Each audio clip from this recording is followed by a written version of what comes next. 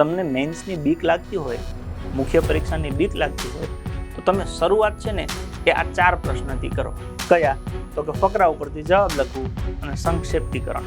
આવું ગુજરાતીમાં કરો ને એવું ને એવું સેમ ઇંગ્લિશમાં કરો. ગુજરાતીનું ઇંગ્લિશ ખાલી ટ્રાન્સલેટ છે, બાકી સમજણમાં બે એક જ વસ્તુ થઈ જાય. તો તમારો એ ડર ઓછો થશે. ચલો 40 માર્ક્સમાંથી આમાં કંઈક તો ખબર પડી ગઈ. પછી તમે અહેવાલ ઉપર આવતા રહ્યો. અહેવાલ 10 માર્ક્સનું છે, સિમ્પલ ફોર્મેટ છે, એટલે 40 ને 10 એ 50 થશે. પછી તમારું ફોકસ પત્ર ઉપર લઈ આવો.